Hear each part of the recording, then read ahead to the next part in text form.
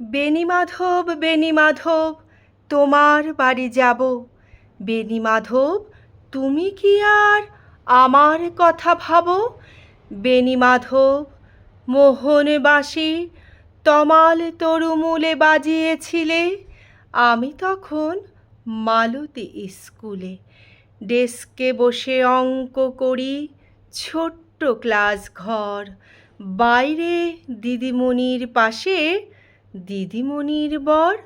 আমি তখন নবম শ্রেণী, আমি তখন সারি। আলাপ হলো বেণীমাধব সুলেখাদের বাড়ি। বেণীমাধব বেণীমাধব লেখাপড়ায় ভালো, শহর থেকে বেড়াতে এলে আমার রং কালো। তোমায় দেখে এক দৌড়ে পালিয়ে গেছি ঘরে।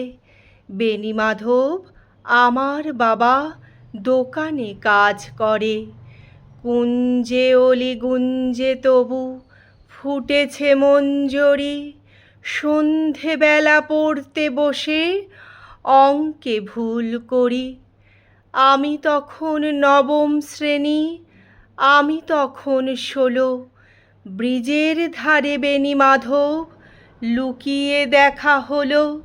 বেণীমাধব বেণীমাধব এতদিনের পরে সত্যি বলো, সেসব কথা এখনো মনে পড়ে? সেসব কথা বলেছ তুমি তোমার প্রেমিকাকে। আমি কেবল একটি দিন তোমার পাশে তাকে দেখেছিলেম। আলোর নিচে অপূর্ব সে আলো, স্বীকার করি দুজনকেই মানিয়েছিল ভালো। জুড়িয়ে দিল চোখ আমার, পুড়িয়ে দিল চোখ। বাড়িতে এসে বলেছিলাম ওদের ভালো হোক। রাতে এখন ঘুমোতে যাই একতলার ঘরে।